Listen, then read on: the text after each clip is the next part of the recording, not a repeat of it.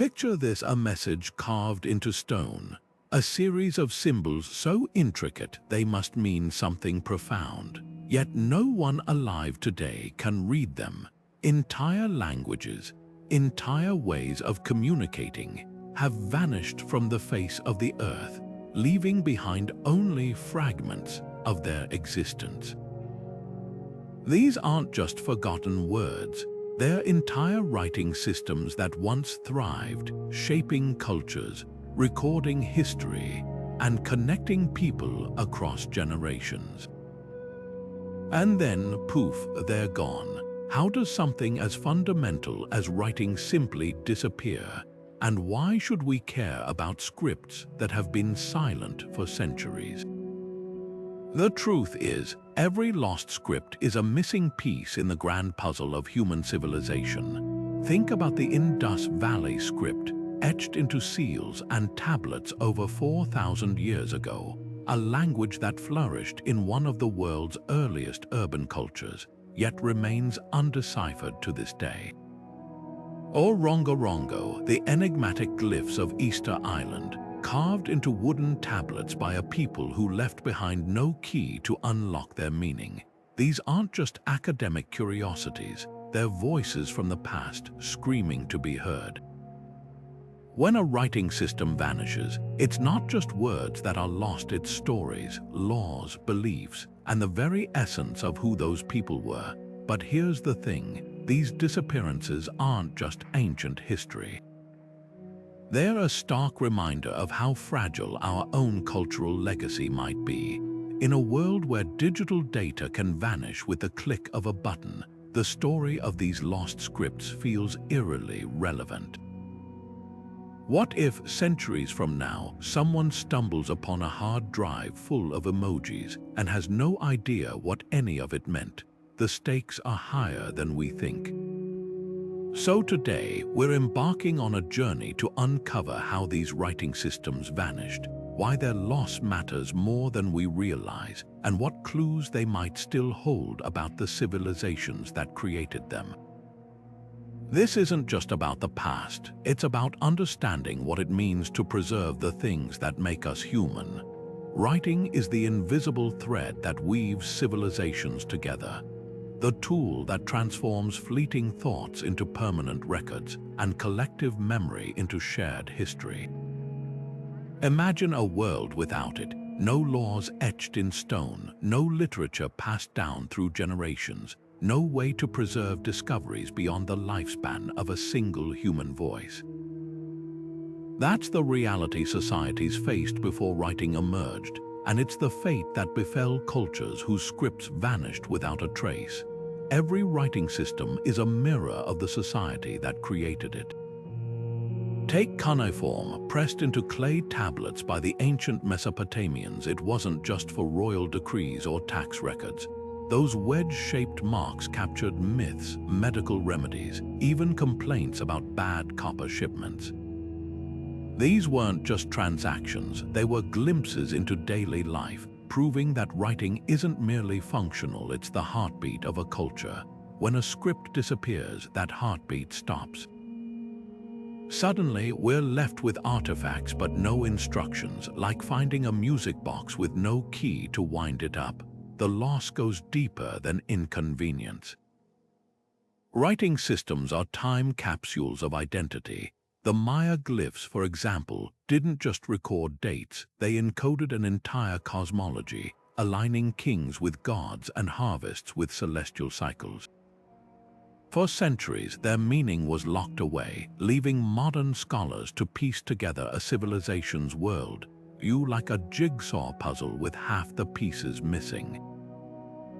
And that's the tragedy. When a script fades, it doesn't just take words with it. It takes the context, the jokes, the poetry, the unspoken rules that made a society tick. But here's what's startling. This erosion isn't always sudden. Scripts often fade quietly, squeezed out by conquest, bureaucracy, or sheer practicality. Think of Coptic, the final stage of ancient Egyptian writing, pushed aside by Arabic after the 7th century. Or the Cherokee Syllabary, a writing system so brilliant it was said to have been invented in a single stroke by Sequoia, yet today, fewer than 2,000 fluent readers remain. These aren't ancient mysteries, they're slow-motion disappearances happening in real time. So why does it matter? Because every lost script is a warning. In a globalized world, languages and the writing systems that carry them vanish at an alarming rate. When we let a script disappear, we're not just losing symbols. We're surrendering the very tools that let us understand how our ancestors laughed, traded, worshipped, and wondered at the stars. The next time you jot down a grocery list or send a text, remember, those marks on the page are more than ink. They're your voice echoing into the future or fading into silence. Buried beneath the sands of modern-day Pakistan and northwest India lies one of history's most tantalizing riddles, the Indus Valley script. Imagine an entire civilization as sophisticated as ancient Egypt or Mesopotamia, with planned cities, advanced drainage systems, and trade networks stretching across oceans, yet their voices remain utterly silent to us. Over 4,000 seals, tablets, and pottery fragments bear this cryptic writing, each stroke and symbol meticulously crafted, yet their meaning slips through our fingers like water. What makes this script so maddeningly elusive? For starters, it's short. Most inscriptions are just 5 or 6 characters long, more like labels than lengthy narratives. There's no equivalent of the Rosetta Stone, no bilingual inscription to act as a key, and unlike Egyptian hieroglyphs, which survived long enough for scholars to recognize their patterns, the Indus script vanished alongside its civilization around 1900 BC, leaving no descendants to preserve its secrets. Theories abound. Some researchers argue it's a true writing system, encoding a lost language, perhaps an ancestor of the Dravidian tongues spoken in southern India today. Others propose it's purely symbolic, a kind of proto-writing used for rituals or clan markings, not full sentences. Then there's the tantalizing middle ground. Maybe it's a mix of both, like early Sumerian cuneiform, which began as simple accounting marks before evolving into literature. But here's the twist. The Indus script might not be a language at all. A controversial study using computer analysis suggested the symbols don't repeat in ways typical of spoken words, hinting they could be non-linguistic signs like family crests or temple tokens. If true, it would rewrite our understanding of what writing even means. Yet dissenters point to the script's precise order and regional variations, insisting these patterns are too complex for mere pictograms. The stakes are high. Deciphering this script could crack open the daily lives of the Indus people, their trade deals, their gods, even their jokes. Did they write poetry? Keep court records, warn against bad omens. Without their words, we're left guessing, and time isn't on our side. Many artifacts sit unexcavated, vulnerable to erosion and looting, their secrets crumbling with each passing year. So why keep trying? Because every undeciphered script is a locked door to the human experience. The Indus Valley civilization didn't just build cities, they invented the button, pioneered dental drills, and traded lapis lazuli from Afghanistan to Mesopotamia. Their script is the last barrier between us and their world. Until we find that key, their story remains half-told, a whisper just out of earshot. And if history teaches us anything, it's that even the quietest whispers can change how we understand ourselves. Now let's sail across the Pacific to one of the most remote places on Earth, Easter Island, where another silent script waits to be heard. The Rongorongo glyphs, carved into weathered wooden tablets, are unlike anything else in human history.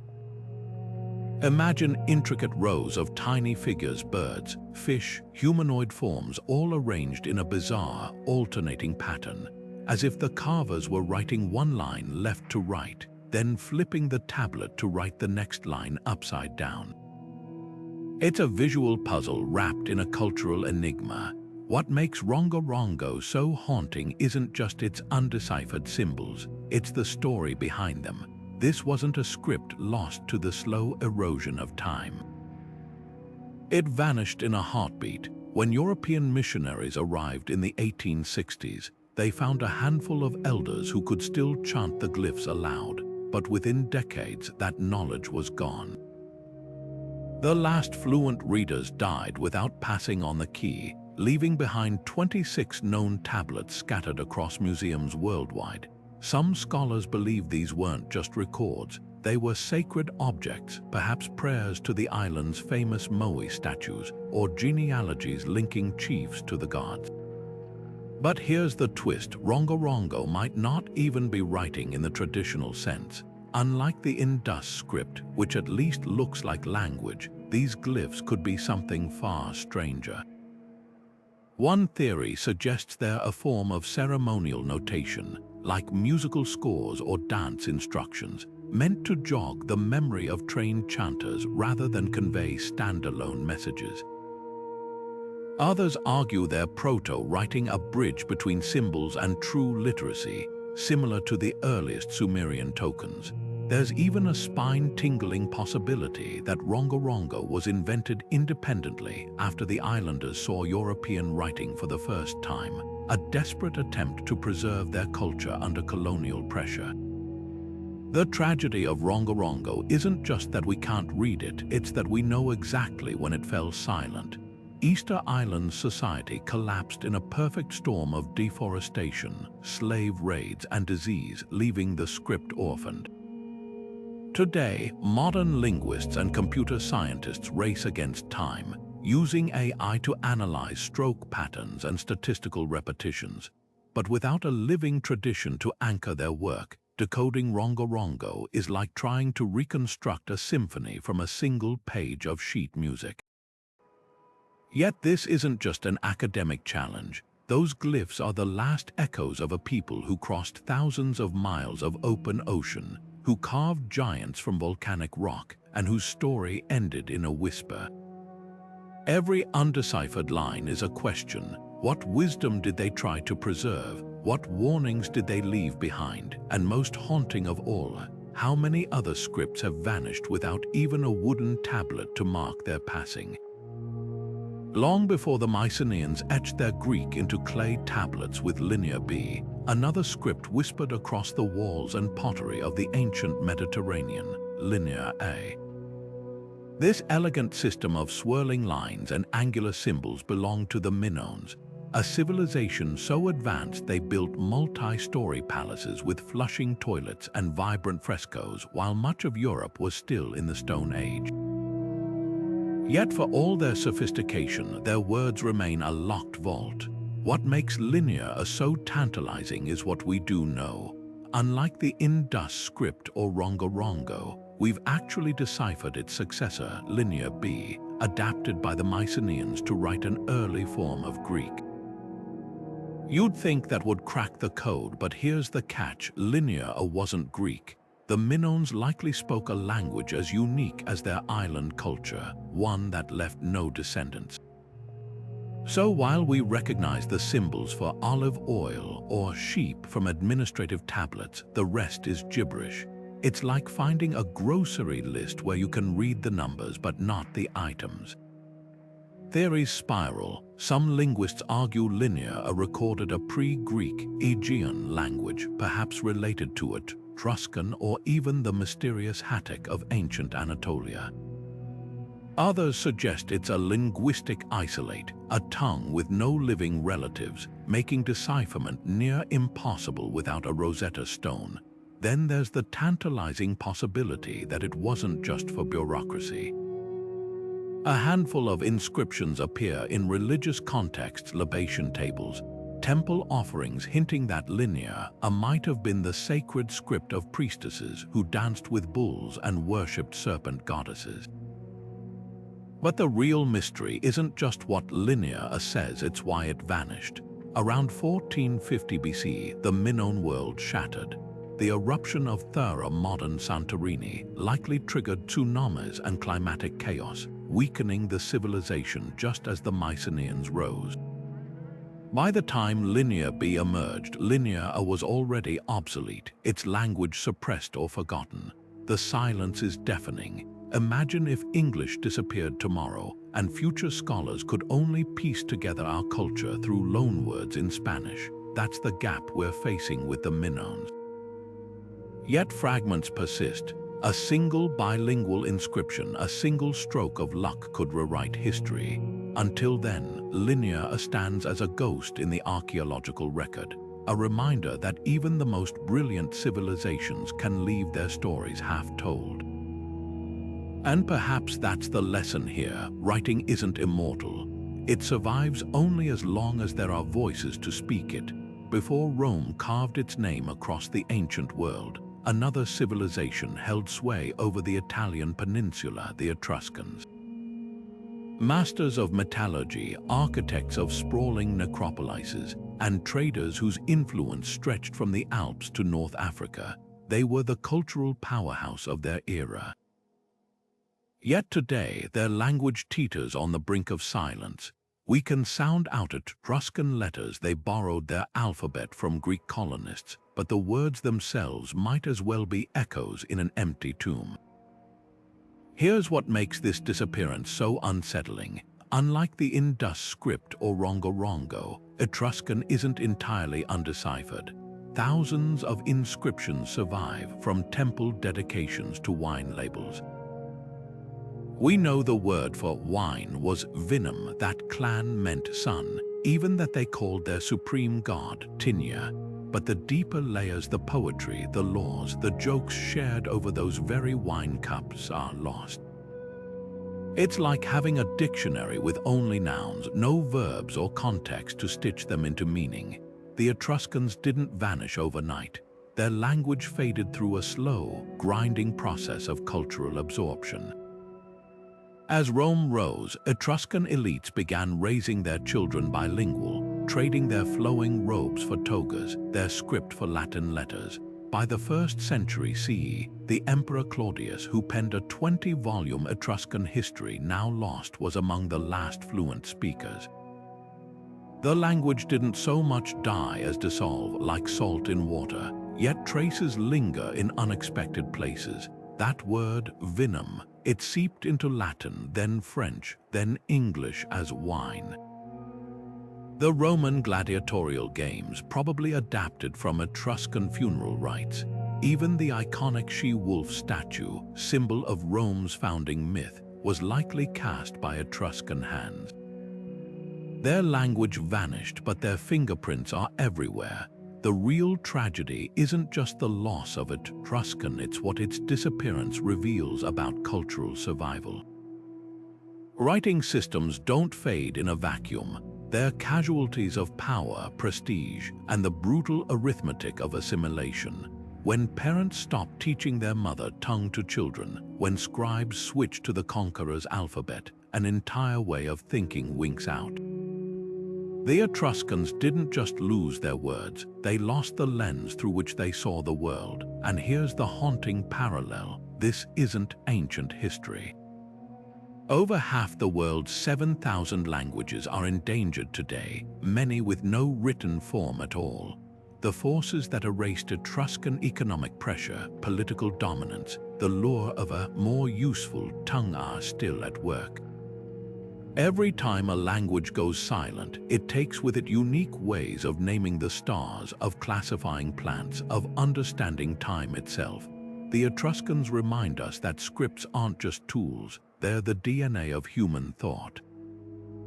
Hidden away in a vault at Yale University lies a book that mocks every attempt to understand it, the Voynich Manuscript. Picture this: 240 pages of vellum covered in looping, alien script, accompanied by illustrations of plants that don't exist, zodiac charts with impossible constellations, and nude women bathing in what looks like green spaghetti. Since its discovery in 1912, this tome has become the holy grail of cryptographic puzzles, a script so stubbornly opaque that even World War II codebreakers and modern AI have thrown up their hands in defeat. What makes the Voynich Manuscript so baffling isn't just its strange symbols, it's the eerie precision behind them. Statistical analysis shows the text follows patterns found in real languages, with word frequencies and letter groupings that suggest actual grammar, not random scribbles. Some researchers argue it's a lost tongue, perhaps a Near Eastern language or even an early form of Basque. Others believe it's an elaborate cipher, a Renaissance-era spy's handbook, or alchemist's notes disguised to evade the Inquisition. Then there's the darker theory that it's an artful fraud crafted by a bookseller to swindle a Habsburg emperor out of a fortune in gold. But here's where the plot thickens. Radiocarbon dating places the vellum between 1400 and 1430, and the ink matches recipes from that era. The illustrations, though surreal, are painted with period-accurate pigments. This wasn't slapped together in a weekend. It took years of labor. Why would a forger invest that much effort for a payoff centuries in the future? The manuscript's greatest trick might be how it reflects our own obsession with solving mysteries.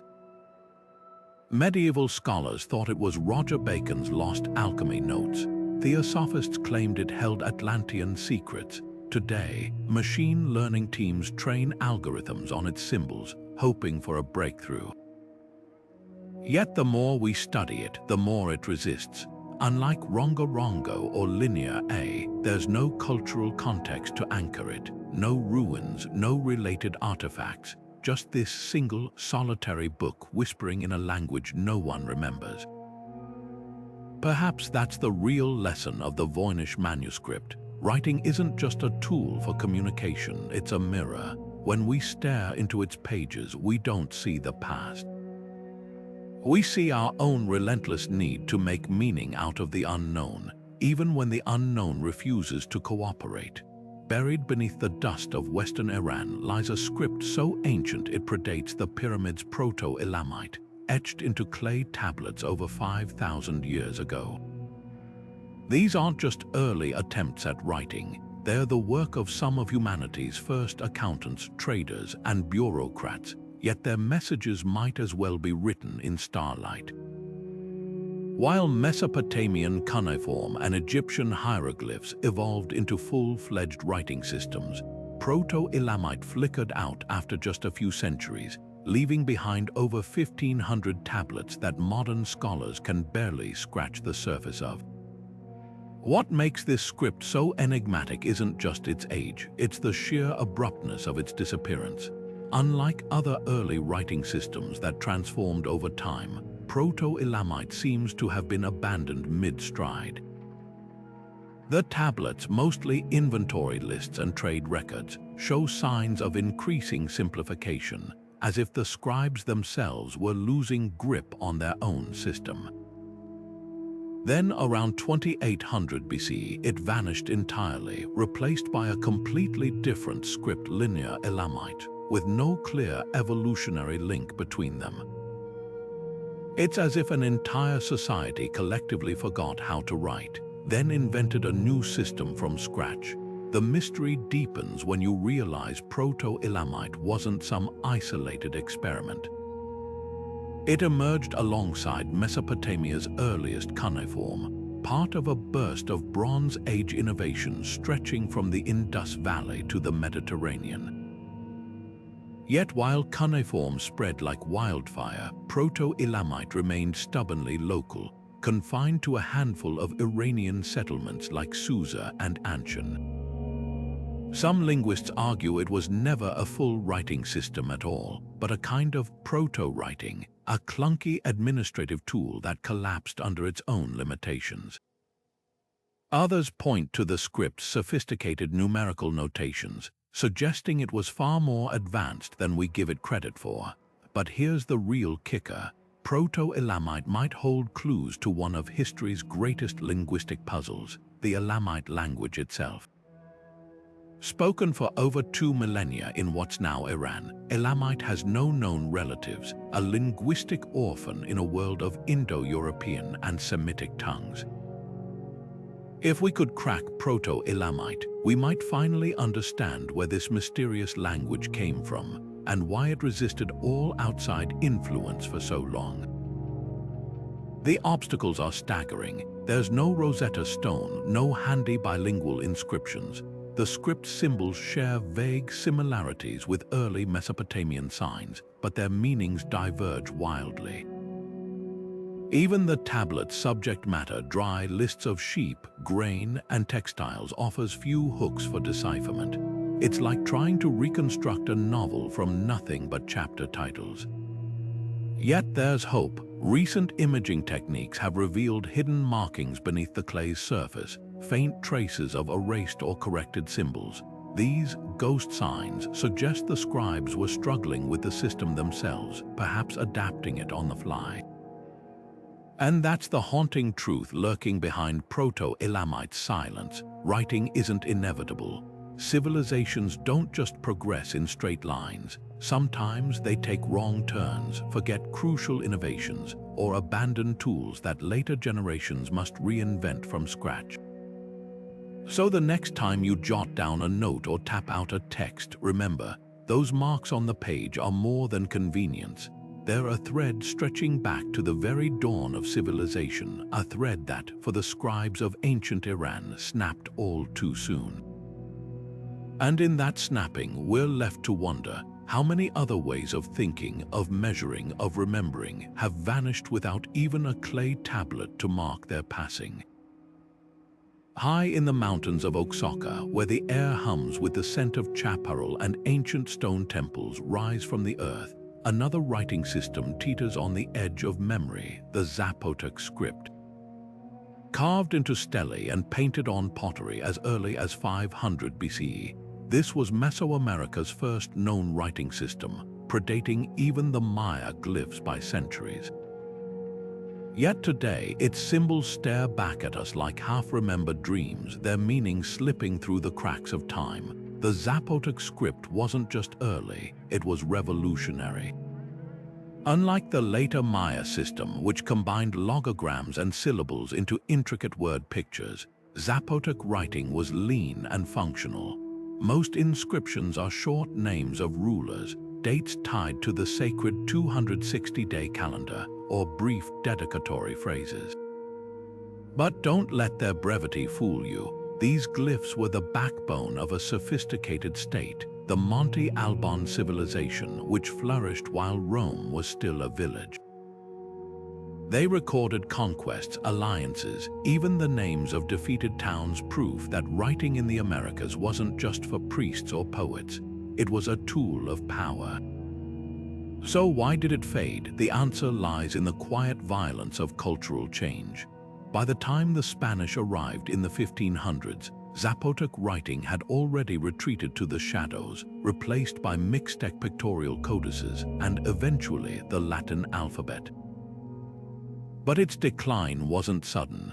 Unlike the catastrophic collapse of the Maya, where cities were abandoned and scribbled traditions severed, Zapotec's disappearance was gradual, a slow erasure by shifting political winds. As Monte Alban's influence waned, newer powers like the Aztecs rose, bringing their own scripts and administrative needs. Zapotec became a regional oddity, then a relic. Yet fragments persist. Modern linguists have cracked portions of the script, enough to know that it mixed logograms with phonetic elements, a system as nuanced as Egyptian hieroglyphs. One breakthrough came from an unlikely source, a 16th-century Spanish friar's notes on Zapotec kinship terms, which helped match glyphs to words like Lord or sky. Another clue lurks in living tradition. Today's Zapotec communities, though no longer using the ancient script, preserve oral histories that sometimes echo the old inscriptions, names of places, gods, even poetic turns of phrase that might have once been written in stone. The real tragedy isn't that Zapotec writing vanished. It's that we can almost taste what we've lost. Those partial decipherments are like overhearing half a conversation across 500 years. We know just enough to grasp the magnitude of the silence. When a script like this fades, it's not just words that disappear. It's the cadence of diplomacy, the rhythm of market transactions, the very pulse of a civilization's daily life.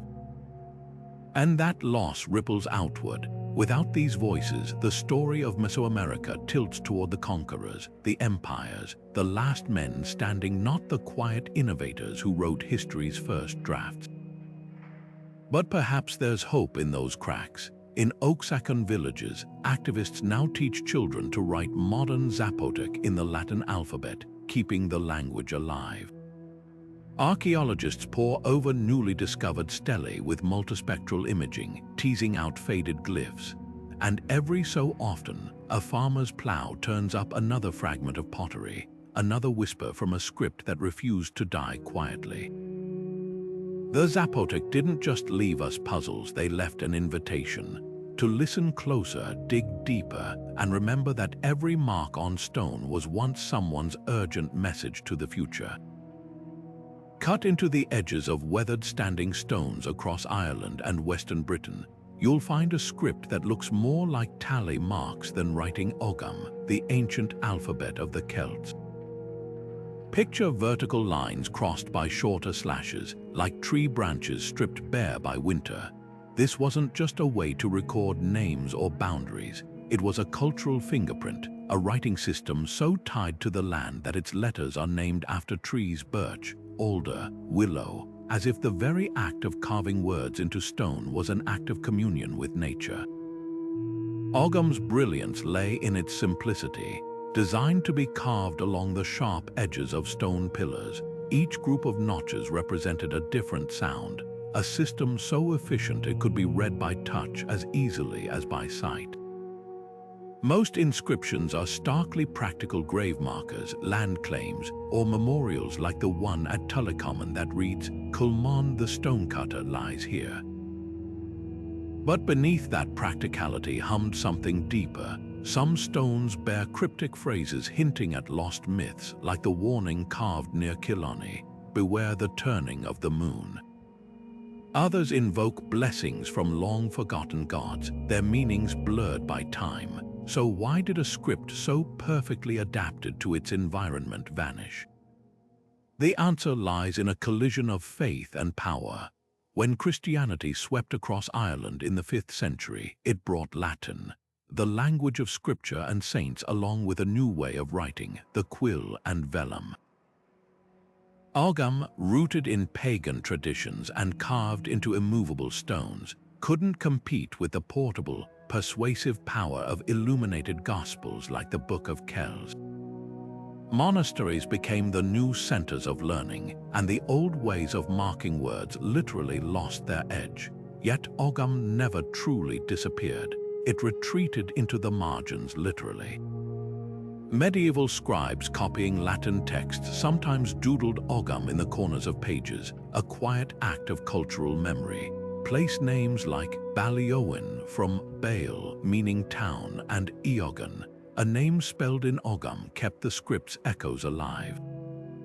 Even today, modern artists and linguists revive Ogham for jewelry and tattoos, not as a dead language but as a living protest against forgetting. The real tragedy of Ogham isn't that it faded, it's what its disappearance tells us about cultural survival. Writing systems don't just fail, they're often pushed aside by forces far beyond ink and stone. When a script like Ogham vanishes, it's not just letters that are lost. It's an entire way of seeing the world, one where words grew from the earth like oaks and hazels, where memory was etched not on fragile pages, but into the bones of the land itself. Among the ruins of Crete's Minoan palace of Phaistos lies an artifact that defies every rule of decipherment, the Phaistos Disk. Picture a clay circle, roughly the size of a dinner plate, covered on both sides with a spiraling parade of stamped symbols, men running, birds in flight, shields, even a tattooed human head. What makes this object so utterly confounding isn't just its bizarre imagery, it's the fact that nothing like it has ever been found. No duplicates, no related texts, not even a single matching symbol elsewhere in the archaeological record. It's as if this disc fell from the sky, a message in a bottle with no ocean. The mystery deepens when you consider how it was made. Unlike inscriptions painstakingly carved or painted, these symbols were pressed into wet clay with individual stamps, a technique centuries ahead of its time. This wasn't just writing, it was early printing, a technology that wouldn't become common until Gutenberg's press 3,000 years later. So why did this innovation appear in isolation, only to vanish without a trace? Some scholars argue the disc was imported, a diplomatic gift from some lost civilization. Others suggest it was a local experiment, a scribe's playful prototype that never caught on. Then there's the question of what it actually says. Theories range from the mundane to the fantastical and agricultural calendar, a hymn to a Minoan goddess, even an ancient board game's rulebook. The spiral layout hints at cyclical content, perhaps tied to rituals or astronomical events. One particularly compelling study matched symbol frequencies to linear A-syllable patterns, suggesting the disc might encode a similar language. But without more examples, it's like trying to reconstruct an entire alphabet from a single word. The real enigma isn't just the disc's meaning, it's what its isolation tells us about how knowledge spreads or doesn't. Most writing systems evolve gradually, leaving trails of prototypes and variations. The Phaistos Disk has no ancestors, no descendants, no cousins. It's a linguistic supernova, blazingly bright, then gone. Was its technology deemed heretical? Did the stamps break, or the scribe who understood them die too soon? Whatever the case, its silence screams a warning. Brilliance isn't enough. Without context, without continuity, even the most revolutionary ideas can crumble to dust, and that's what haunts us. This isn't just a puzzle from the past. It's a mirror. In an age where digital formats become unreadable within decades, where cloud storage vanishes with a company's bankruptcy, the Phaistos Disk asks us, what messages of ours will future civilizations hold in their hands, utterly baffled by? A single clay circle reminds us that writing isn't just about recording words, it's about ensuring someone, somewhere, will still understand them. Those tiny Harapan seals, some no larger than a postage stamp, might just be the most debated squares of soapstone in history. Etched with delicate symbols resembling fish, jars, and stick figures, they've fueled a century-long tug of war among scholars. On one side are those convinced these marks represent a true writing system, perhaps encoding names of merchants or invocations to gods. Their strongest evidence, the symbols appear in consistent sequences, like the repetitive fish sign clusters found on multiple seals from distant sites, hinting at standardized meanings. Then there's the opposing camp, who argue these are nothing more than owners' marks, ancient equivalents of cattle brands or shop signage, never meant to convey full sentences. The heart of the dispute lies in what we don't find. Unlike Mesopotamian cuneiform tablets with their epic poems and legal codes, Harappan inscriptions are frustratingly brief. Most seals bear just 5 or 6 characters, with the longest known example, a copper tablet from Dolivera stretching to a mere 26 symbols. It's like trying to reconstruct Shakespeare's plays from nothing but chapter titles. Some researchers point to this brevity as proof the symbols weren't linguistic, while others counter that early Egyptian hieroglyphs also started as terse labels before evolving into literature. But here's where it gets intriguing. Computer analyzers reveal statistical patterns in the symbol arrangements that mirror linguistic systems. Certain signs cluster at the beginnings or ends of sequences, much like prefixes or suffixes in spoken languages. Even more compelling are the regional variations. Seals from coastal Lothal often feature fish motifs, while those from inland Mohenjo-Daro favor unicorn-like creatures, suggesting the symbols might encode geographic or clan identities.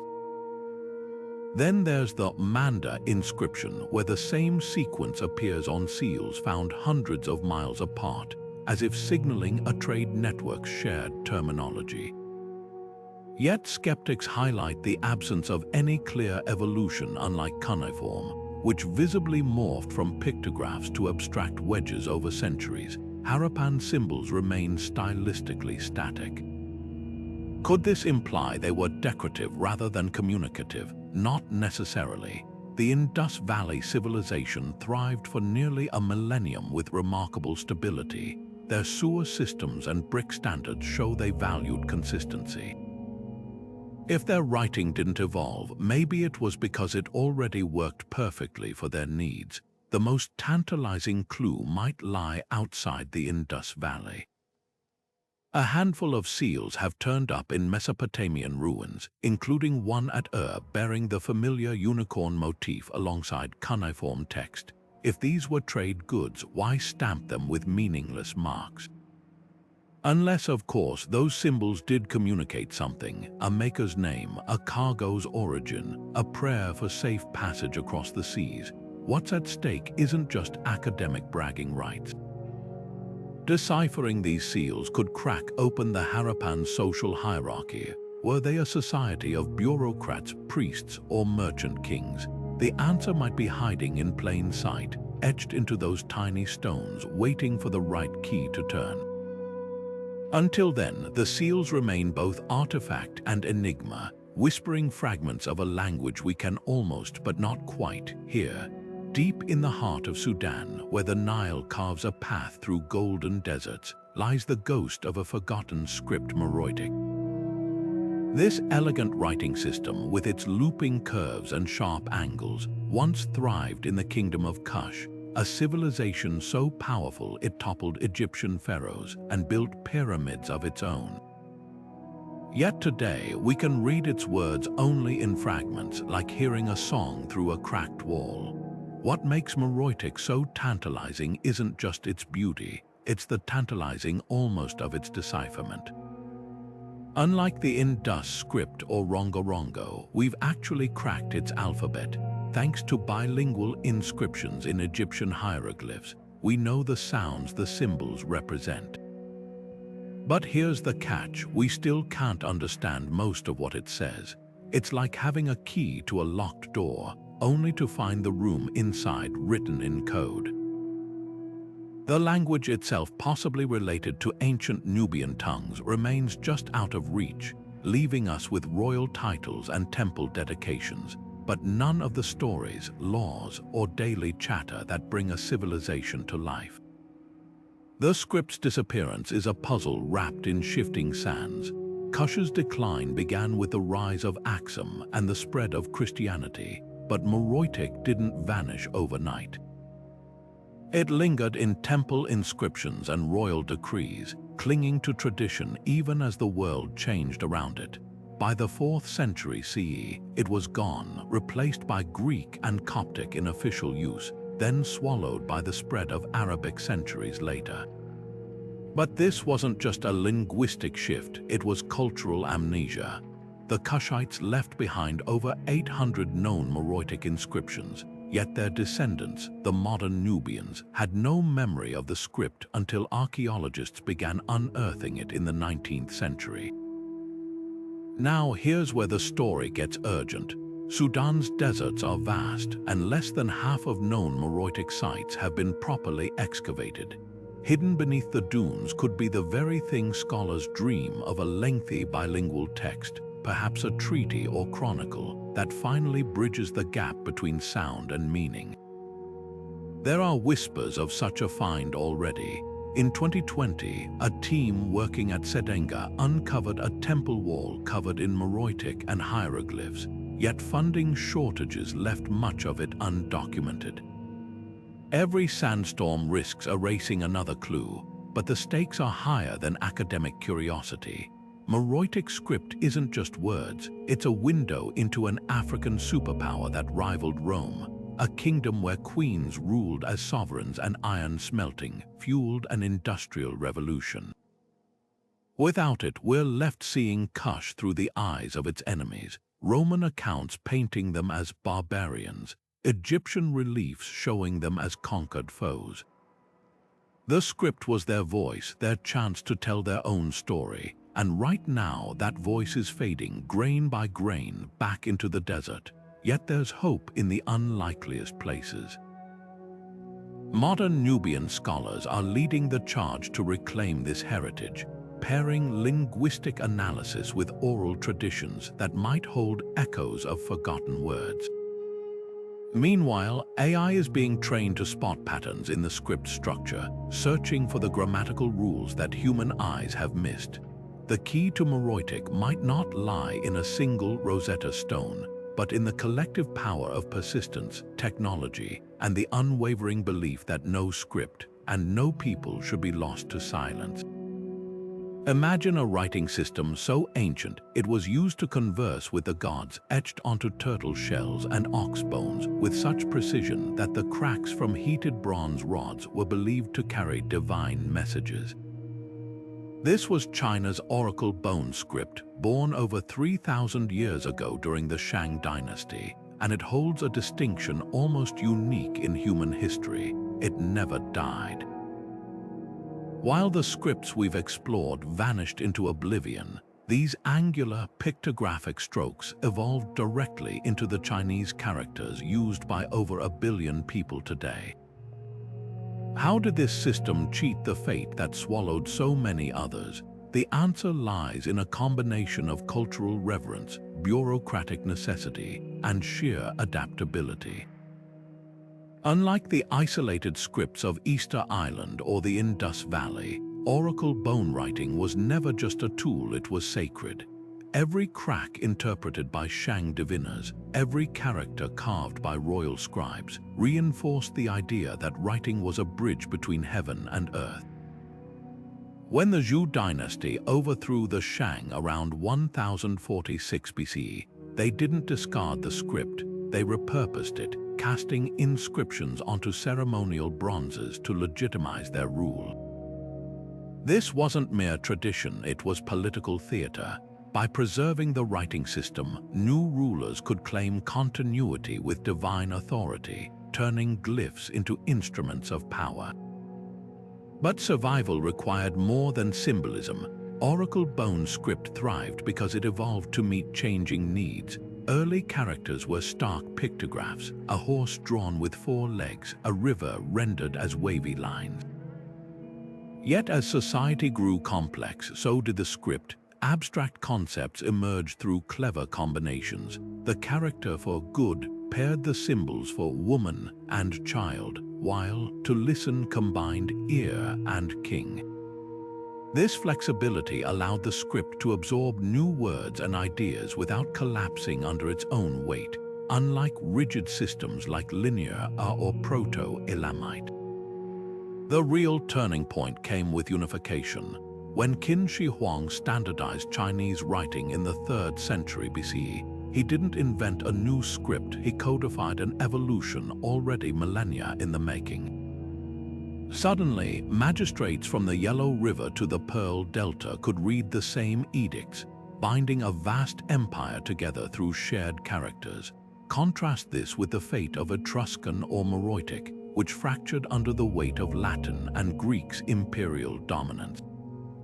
Chinese writing became indispensable, woven into everything from civil service exams to poetry, making its abandonment unthinkable. Yet there's a deeper lesson here. Oracle bone script endured not because it was perfect. Early forms lacked grammar markers and varied wildly by region, but because it became inseparable from Chinese identity. Even when conquerors like the Mongols or Manchus took the throne, they adopted the script rather than erase it, knowing its cultural roots ran too deep to displace.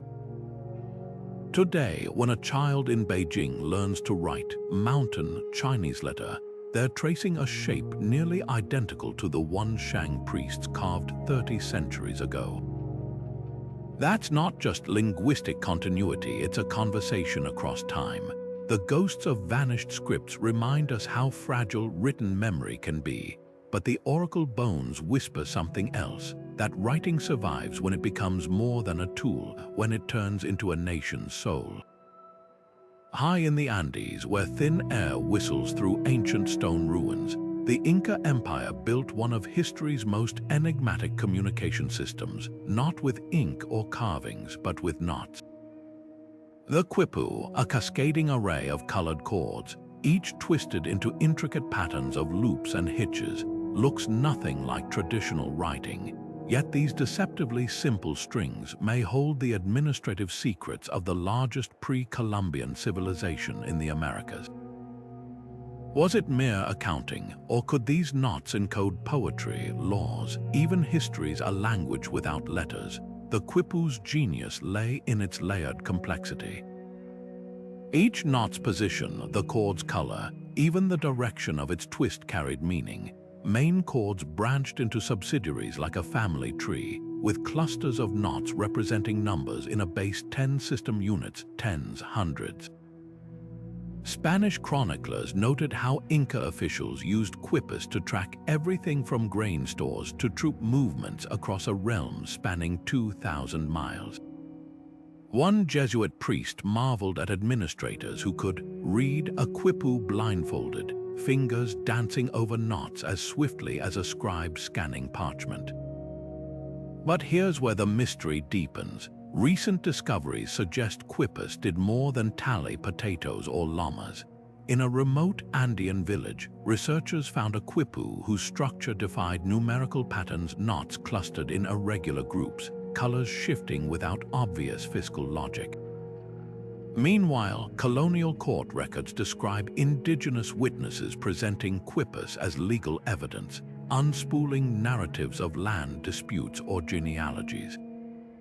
Could these have been more than memory aids? A 2021 study of quipu chords revealed subtle variations in fiber spin direction, hinting at a binary code potentially capable of encoding syllables or names. The tragedy is how much we've lost. Spanish conquistadors, intent on dismantling Inca power, systematically burned quipus as idolatrous objects. Today, only about 600 survive, most tucked away in museum vaults, their context severed. Yet threads of hope remain. Highland communities like Tupacosha still use descendant quipus for village record keeping, preserving knotting techniques passed down secretly for generations. And in a twist worthy of detective fiction, a trove of letters from a 17th century Peruvian noblewoman mentions deciphering quipus containing love poems, proof that chords could carry more than census data. What makes the quipu's potential loss so profound isn't just the information gap, it's the realization that writing doesn't need to look like writing. If knots could indeed convey metaphor or emotion, then every textbook definition of literacy tilts Eurocentric, prizing alphabets over tactile ingenuity. The Quipu challenges us to expand our idea of what makes a script, to listen for voices speaking not in ink, but in the silent language of twisted fiber and tension.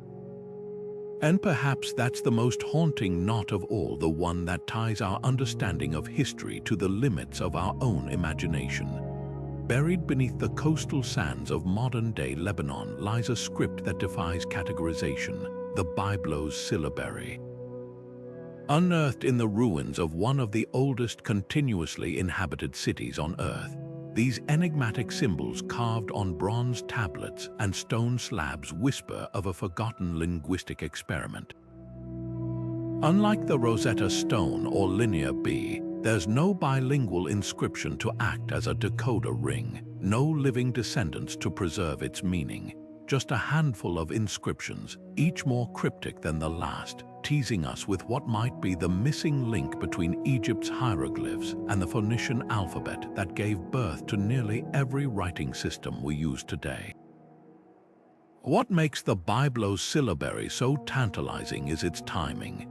Dating back to around 1800 BCE, it emerged when Byblos was a bustling hub of Mediterranean trade, its docks overflowing with Egyptian papyrus, Aegean pottery, and Mesopotamian tin. The script itself is a visual cocktail. Some signs echo the elegant curves of Cretan hieroglyphs, while others bear a striking resemblance to early Phoenician letters.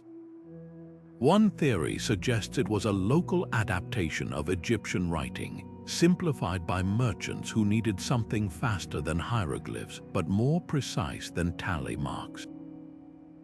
Imagine a Bronze Age stenography, born from the urgent scribbles of traders haggling over cedarwood and purple dye.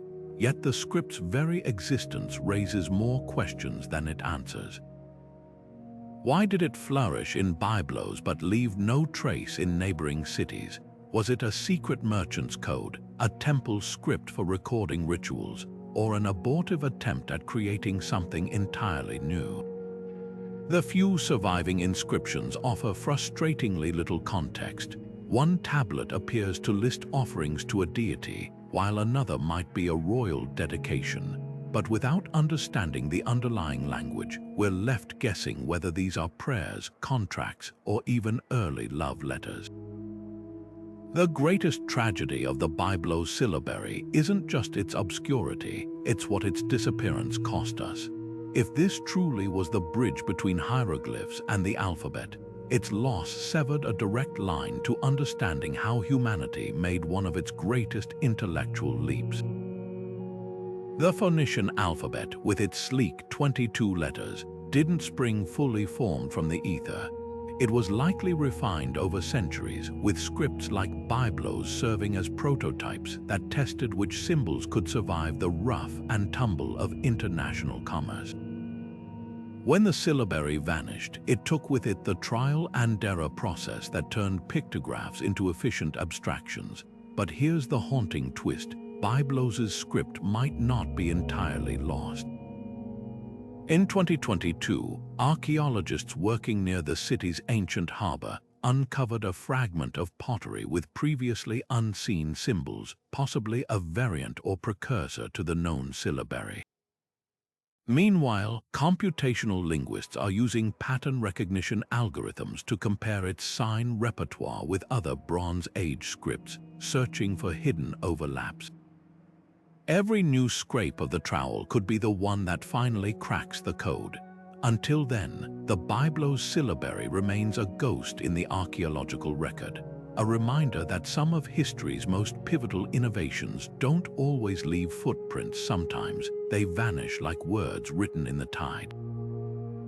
Rongorongo's fate wasn't sealed by time. It was shattered by a perfect storm of human choices and ecological catastrophe. Picture Easter Island in its prime, a thriving Polynesian society with towering moai statues, a complex social order, and a script carved meticulously into wooden tablets. Yet by the time Europeans arrived in the 1860s, the island was a shadow of itself, forests stripped bare, soil eroded, and a population decimated by famine and conflict. The few elders who still remembered how to chant the glyphs were living relics of a collapsing world. Within decades, their knowledge vanished, leaving behind those haunting tablets as silent witnesses. The script's disappearance wasn't just bad luck, it was a direct consequence of environmental hubris. Archaeologists now believe the islanders deforested themselves into oblivion, felling the towering palm trees needed to build fishing canoes and transport moai. Without wood, they couldn't fish or farm effectively. Society fractured into warring clans, and the priests who once safeguarded Rongorongo likely perished in the chaos. When slave raiders arrived in the 1860s, they took the last remaining scholars, severing the final thread of continuity. It's a chilling parallel to modern climate crises, except here the collapse wasn't global. It was a microcosm of what happens when a culture outpaces its resources. But here's what makes Rongorongo uniquely tragic: we know exactly when it died. Unlike Proto-Ilamite or the Indus script, which faded over centuries, Rongorongo's end was abrupt. Missionaries reported elders chanting from the tablets in the 1870s. By 1900, not a single fluent reader remained. The speed of this erasure reveals how fragile knowledge really is. Writing systems don't just fade, they can be snuffed out in a generation, especially when colonial powers actively suppress native traditions. The same missionaries who documented Rongorongo also banned its use, burning tablets as pagan objects while imposing their own Latin script. Yet the echoes of this loss resonate far beyond Easter Island. Today, a language dies every 2 weeks, often for eerily similar reasons: economic pressure, cultural marginalization, and the dominance of global tongues like English or Mandarin. Just as Rongorongo was replaced by Spanish, modern children in remote villages are taught to abandon their ancestral languages for the sake of opportunity. The difference, we're watching it happen in real time.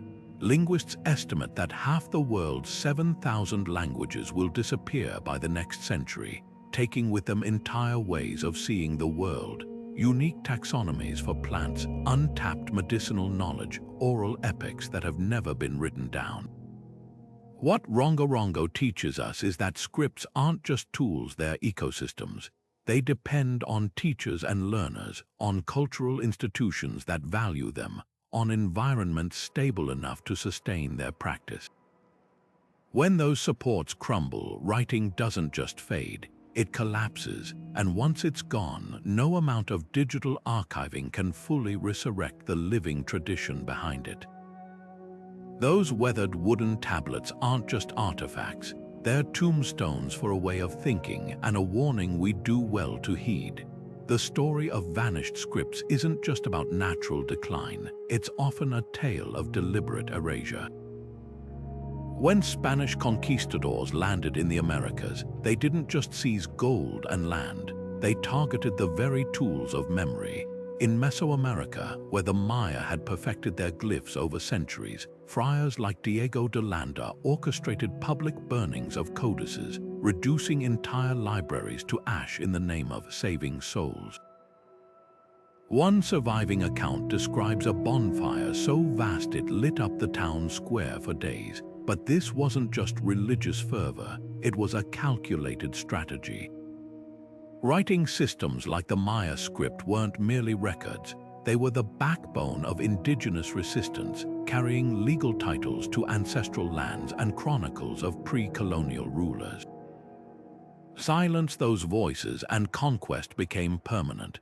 Africa tells a similar story. In 19th century Ethiopia, Emperor Tewodros II royal scribes still penned documents in Ge'ez, an ancient script preserved by the Ethiopian Orthodox Church.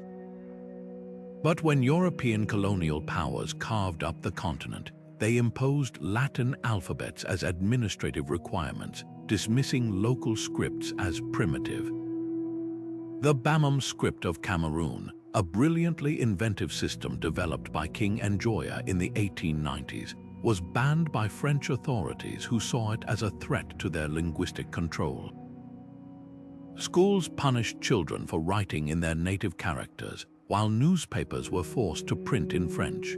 Within decades, generations lost the ability to read the very letters their grandparents had used to draft laws and compose poetry.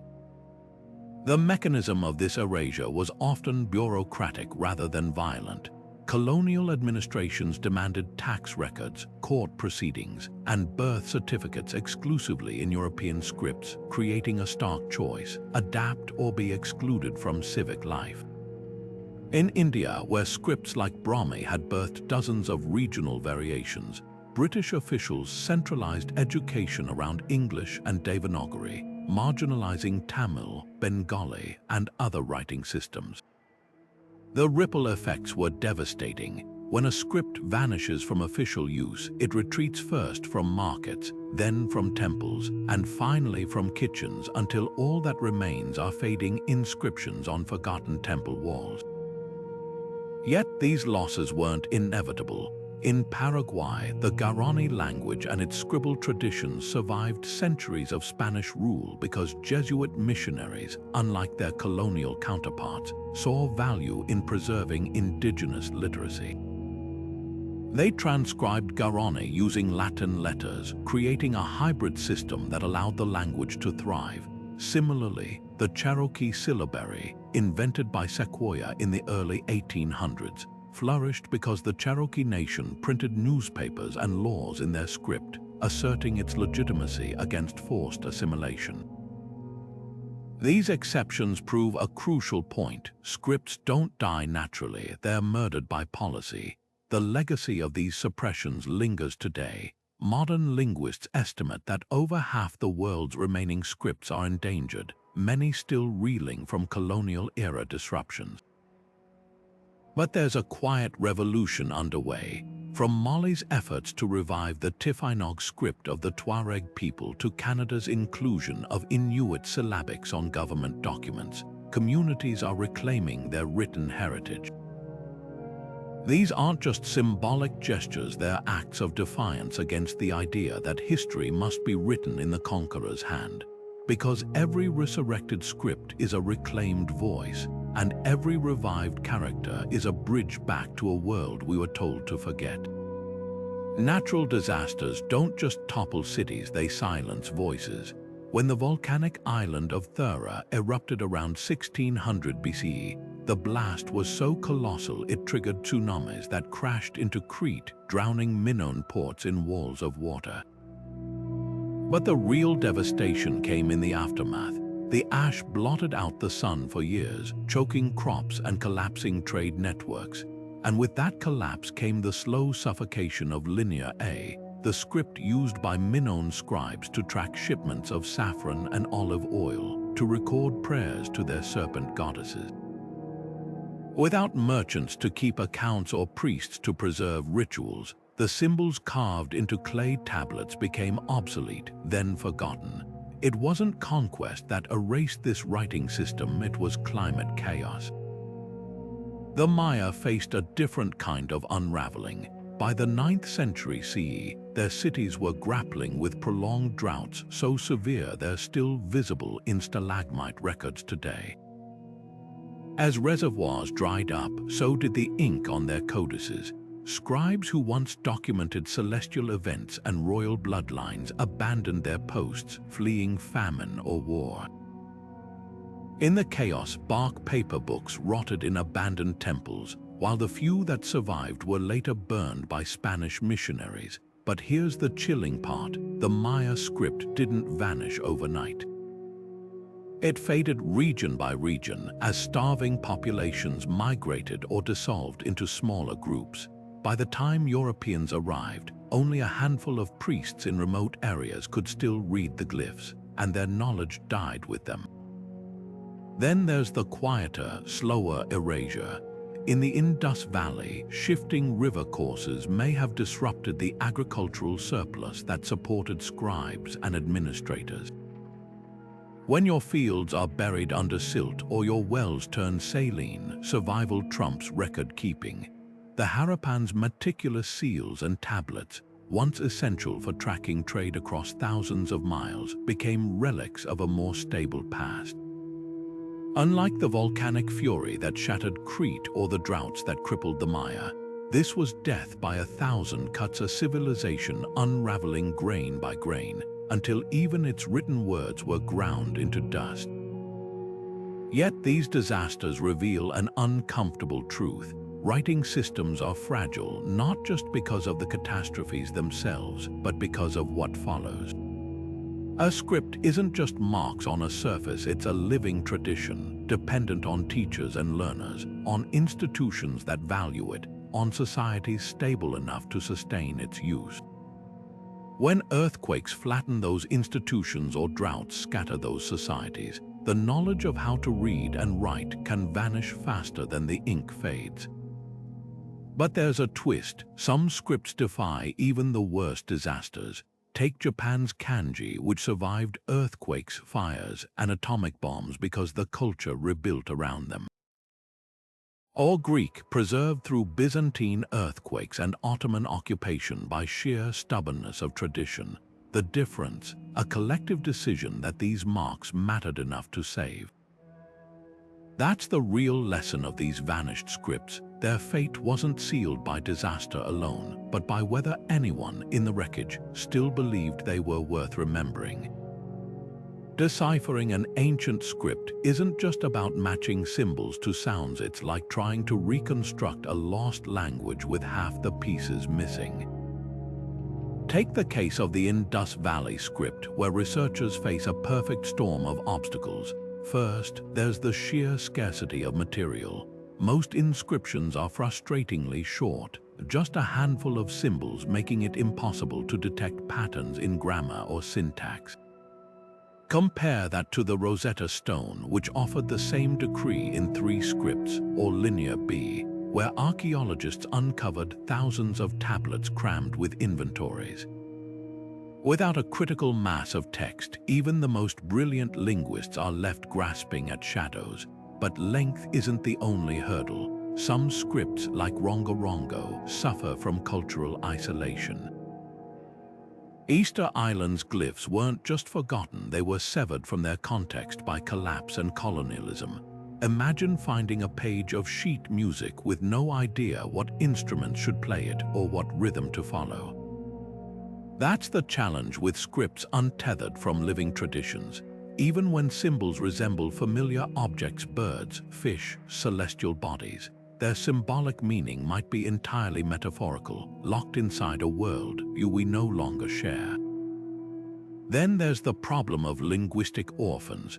Proto-Ilamite and Moroytic are scripts without linguistic cousins, belonging to languages that left no descendants.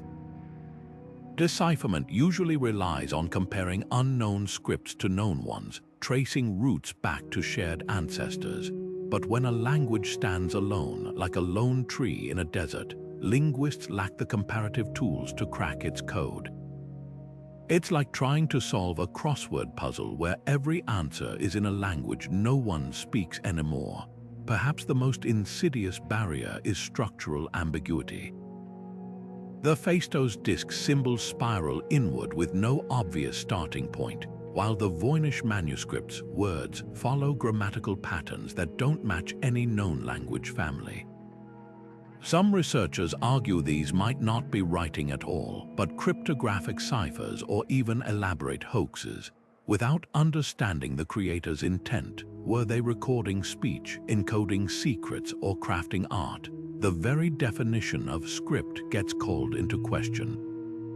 Yet every undeciphered text holds a tantalizing possibility that one breakthrough could rewrite history. A single bilingual inscription, a newly excavated tablet, or even an AI algorithm spotting overlooked patterns might finally turn gibberish into narrative.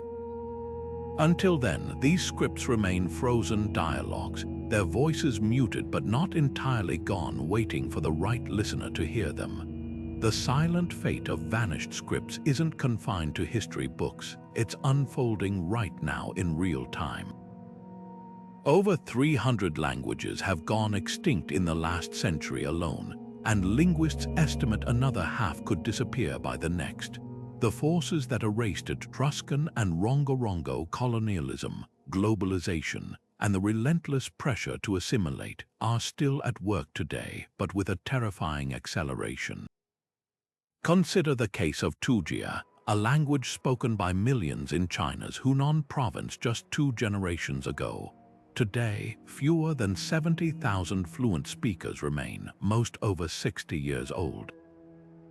When the last elder who remembers its unique script dies, an entire way of recording the world will vanish, just as the Moroytic scribes of Kush were replaced by Greek and Arabic. But here's where the story diverges from ancient tragedies. We have tools our ancestors couldn't imagine.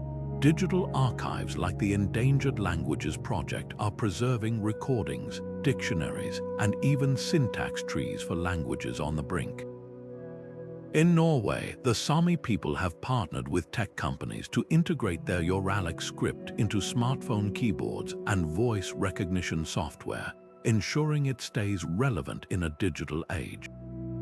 Meanwhile, grassroots initiatives are flipping the script literally.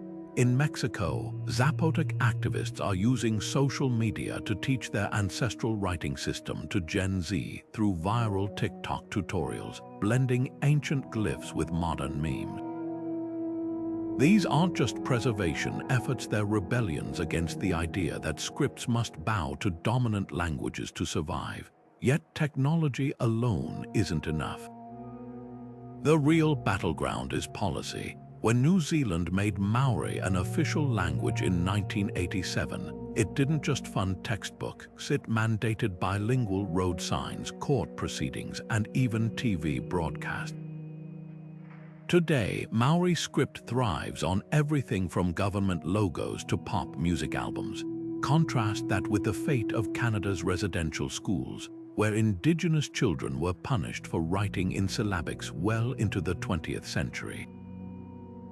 The difference between revival and erasure often comes down to whose handwriting gets to count as official.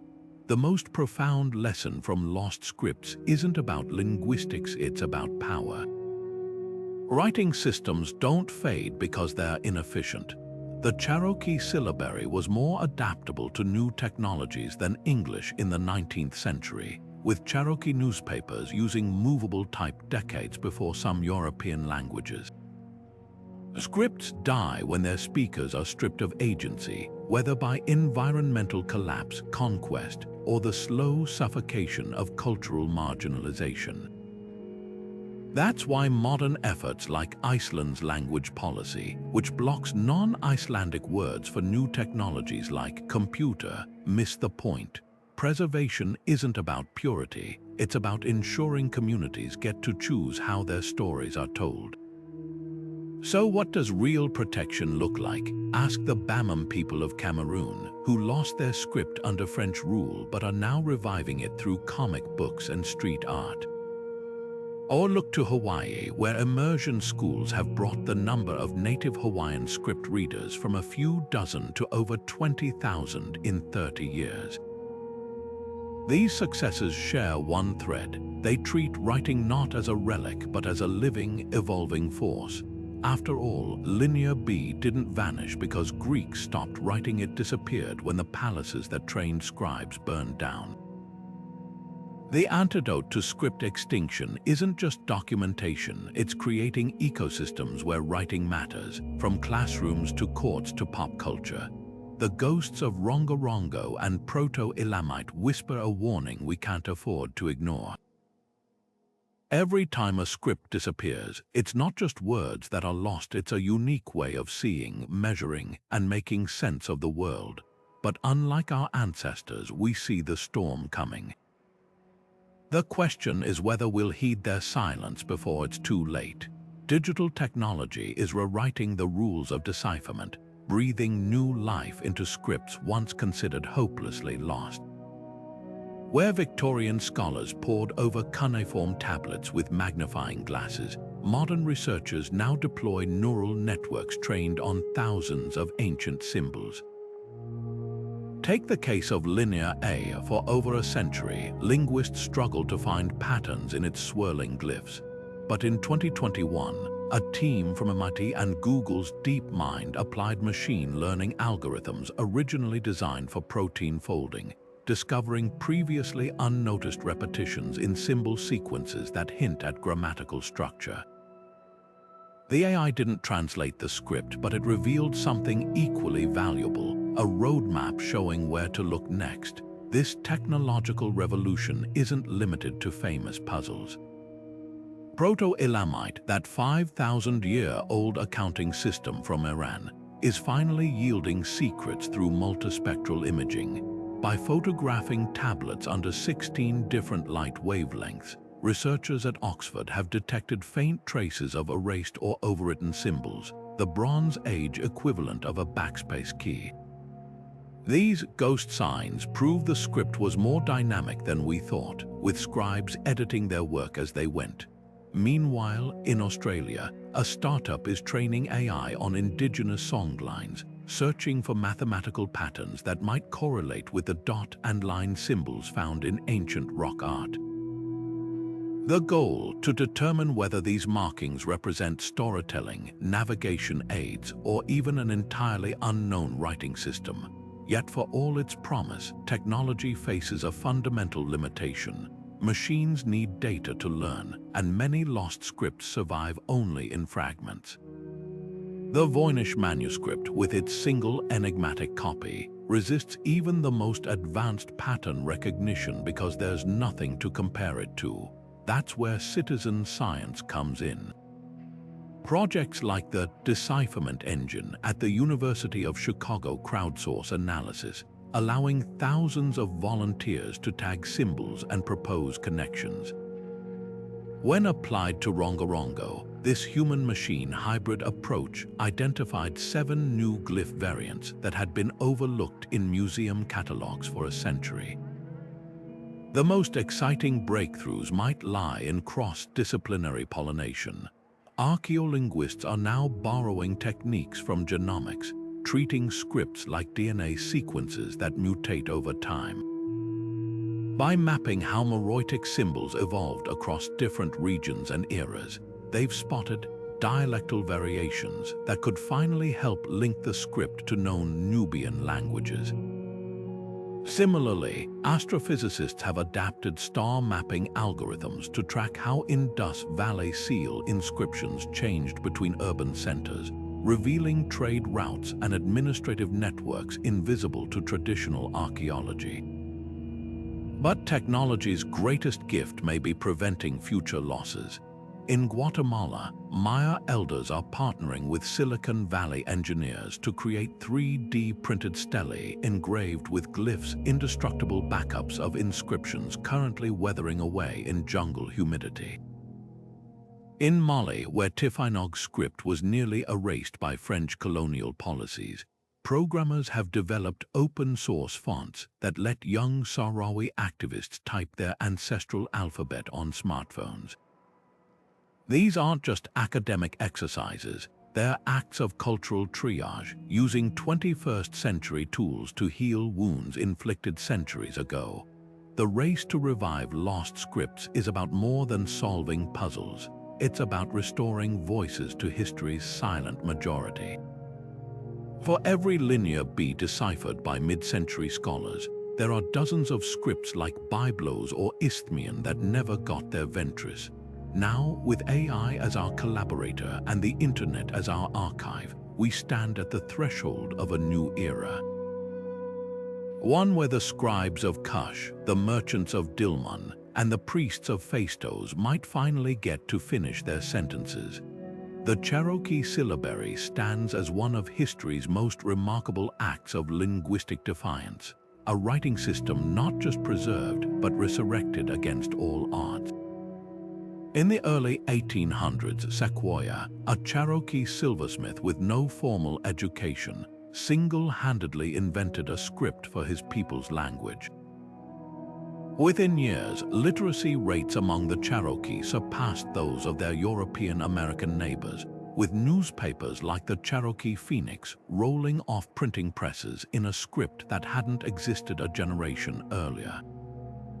But this wasn't just a technical achievement, it was a political act. When the U.S. government forcibly removed the Cherokee on the Trail of Tears, their syllabary traveled with them, etched into Bibles and legal documents, becoming a tangible claim to sovereignty in the face of erasure. Reviving a script isn't merely about dusting off old symbols, it's about rebuilding an entire ecosystem.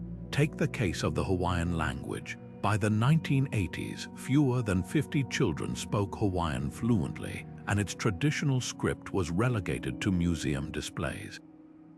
But immersion schools called Panana Leo, language nests, flipped the script literally. Teachers banned English from classrooms, wrapping toddlers in a linguistic cocoon where every label, storybook, and song used the Hawaiian alphabet. Today, these schools have produced over 20,000 fluent speakers, and Hawaiian script now appears on everything from street signs to text messages. The key wasn't just teaching letters, it was making them indispensable to daily life.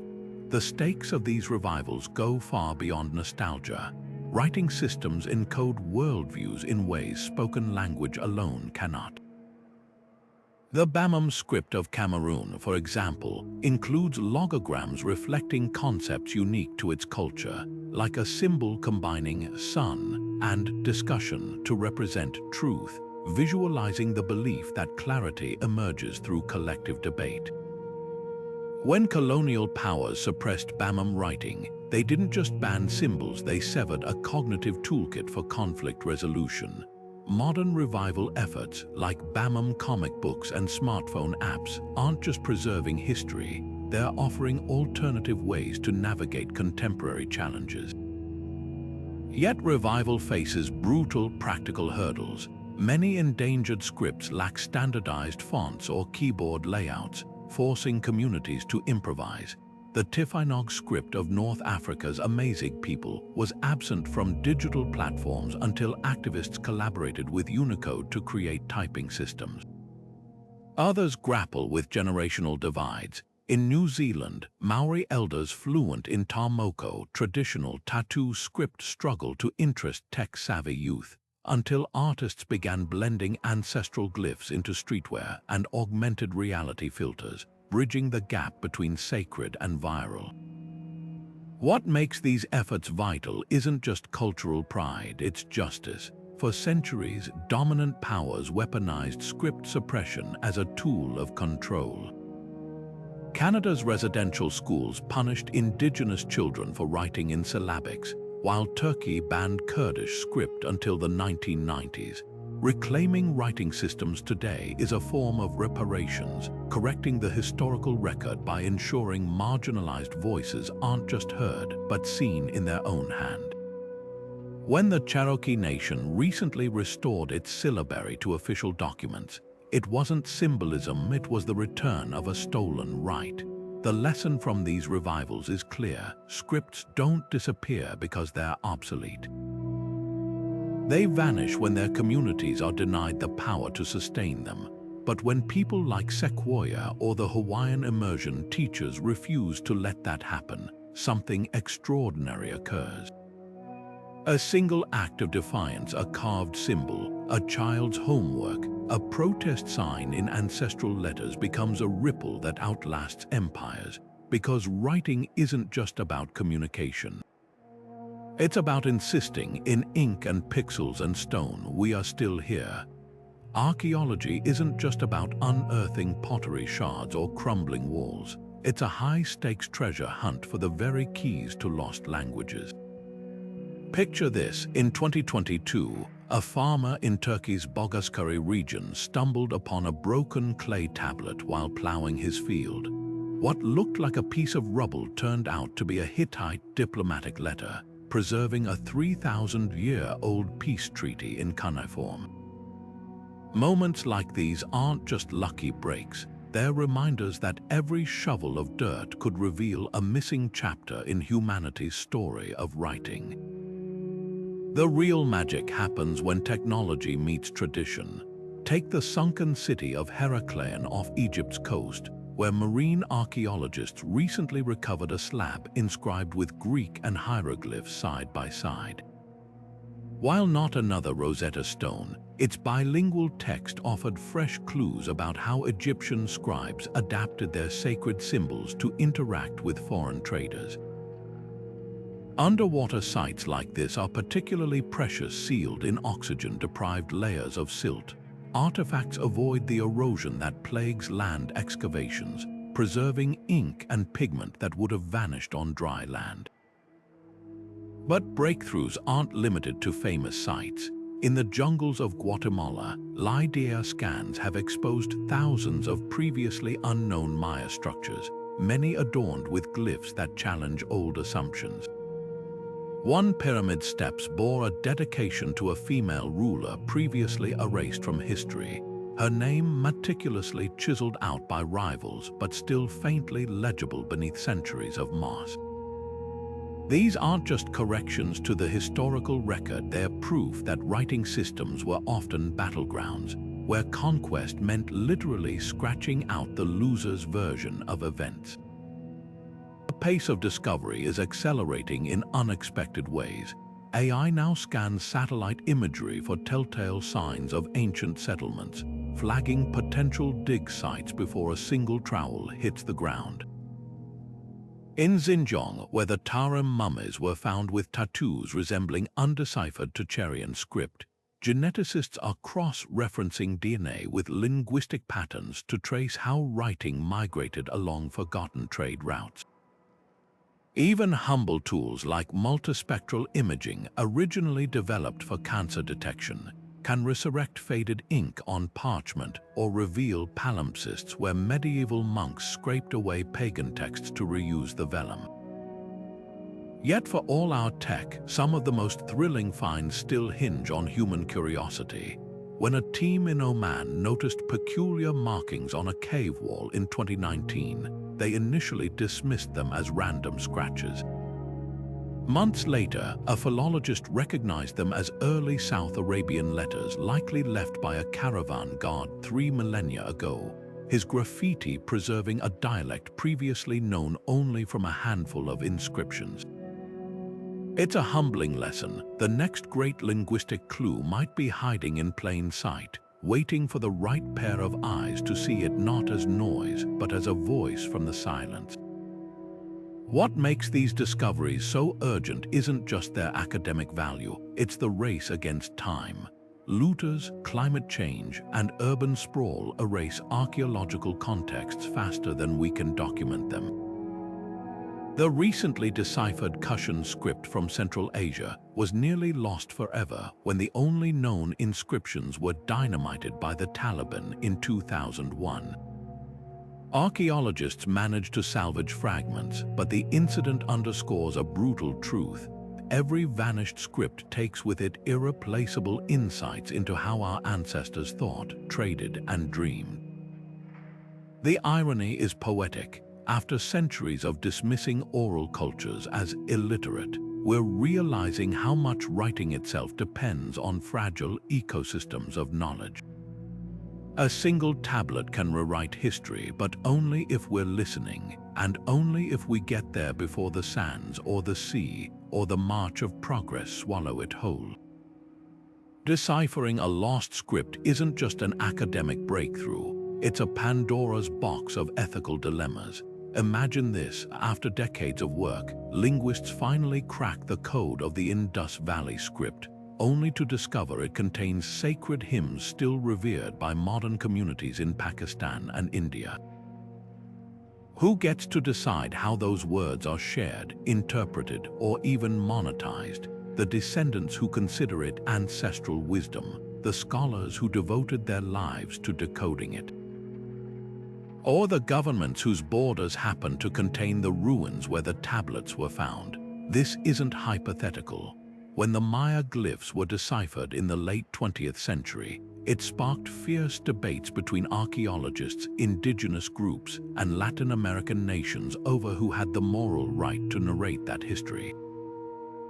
The heart of the conflict lies in competing claims of ownership. For descendant communities, a deciphered script is more than text, it's cultural patrimony. The Cherokee Nation, for instance, maintains strict control over Sequoia's original syllabary documents, treating them as sovereign property rather than open academic resources. Meanwhile, institutions like the British Museum argue that universal access to ancient scripts serves global scholarship, even if the artifacts were acquired under colonial rule. The tension escalates when profits enter the picture. When the Voynich Manuscript's pages were digitized and uploaded by Yale, rare book dealers protested the move, fearing it would undercut the value of their own holdings. Suddenly, a medieval mystery becomes a battleground over intellectual property rights. Legal frameworks offer little clarity. International treaties like UNESCO Convention on Cultural Property prioritize restitution, but they were designed for physical artifacts, not the intangible knowledge embedded in writing systems. In 2018, a South African court ruled that the Zam language's oral histories, transcribed by European ethnographers in the 1800s, belonged to the Zam's living descendants. Could the same apply to a rediscovered script? The precedent terrifies some academics who worry such rulings might restrict research, while indigenous activists hail them as long overdue justice. Technology further complicates the calculus. AI tools can now reconstruct fragmentary scripts, but the datasets they're trained on often come from colonial-era collections. If an algorithm deciphers Rongorongo using scans of tablets taken from Easter Island without consent, does that constitute digital pillaging? The Rapa Nui people certainly think so. They've demanded a say in all research involving their ancestral glyphs, arguing that outsiders shouldn't profit from knowledge stolen during the 19th century slave raids that decimated their population. Perhaps the most volatile dimension is political. Scripts are potent national symbols, and their decipherment can rewrite history to suit modern agendas. When Azerbaijan funded studies linking the undeciphered Caucasian Albanian script to its territory, neighboring Armenia accused it of historical revisionism to justify land claims. Similarly, China's heavy investment in oracle bone research isn't just academic, it reinforces a narrative of unbroken civilization central to state ideology. In these cases, controlling a script's interpretation becomes a tool of soft power. Yet there are glimmers of collaboration. In Guatemala, Maya elders now work alongside epigraphers, ensuring glyph translations align with living traditions. The Sami people of Scandinavia have partnered with linguists to patent newly deciphered runic symbols, funneling royalties into language revitalization. These models suggest a middle path, one where scholarship and sovereignty aren't zero-sum but shared responsibilities. After all, a script's true legacy isn't just in its letters, it's in the hands of those who give it meaning. The disappearance of writing systems isn't just about forgotten symbols, it's the erasure of entire ways of thinking. Imagine a world where Shakespeare's sonnets, Einstein's equations, or your grandmother's recipes existed only as marks no one could understand. That's the reality we face with every script that vanishes. These aren't just tools for communication, they're repositories of human ingenuity, each one shaped by the unique worldview of its creators. The angular precision of cuneiform reflects the bureaucratic rigor of Mesopotamia, while the organic curves of Mayan glyphs mirror their connection to nature. When a script dies, we lose more than words, we lose the fingerprints of a culture's mind. Consider the paradox we're left with. The very empires that spread writing systems like Rome's Latin or China's Han characters often did so by suppressing others. The same force that preserved knowledge could also erase it, but here's what's different today. We're not helpless witnesses to this process. Digital archives can store vanishing scripts in perpetuity. Grassroots movements from Nunavut to Nagaland are teaching children ancestral writing alongside coding. Even emoji, often dismissed as frivolous, prove humanity's endless drive to create new visual languages, ones that might someday be just as mysterious as Rongorongo is to us. Preservation isn't just an academic duty, it's an act of defiance against time itself. When linguists work with the last speakers of Ainu in Japan or Toda in India to document their scripts, they're not just recording symbols. They're safeguarding philosophies. The Ainu's intricate katakana adaptations, for instance, encode a worldview where humans aren't separate from nature but woven into it. Lose that script, and you lose a blueprint for ecological harmony that our industrialized world desperately needs to remember. Yet the most powerful tool we have isn't technology or scholarship, it's attention. Every time someone learns Cherokee syllabics, buys a book in Inuktitut, or even watches a video like this one, they're casting a vote against cultural amnesia. The fight isn't just about saving scripts from the past, it's about leaving future generations more than a single, homogenized story. So the next time your hand hovers over a keyboard or your thumb taps a screen, pause. That simple act connects you to 5,000 years of scribes, stonemasons, and storytellers who believed their words were worth leaving behind. Let's prove them right. Which of these lost scripts speaks to you? Is it the merchant's shorthand of Proto-Ilamite, the sacred knots of the Quipu, or the defiant glyphs of Easter Island? Drop your pick in the comments, because every conversation about these vanished voices keeps them alive a little longer. And if you've ever stumbled upon an inscription you couldn't read, share that story too. After all, history's greatest mysteries aren't just puzzles to solve. They're invitations to wonder. End scene. Subtle visual of shifting writing systems morphing into one another, fading to modern text on a smartphone screen.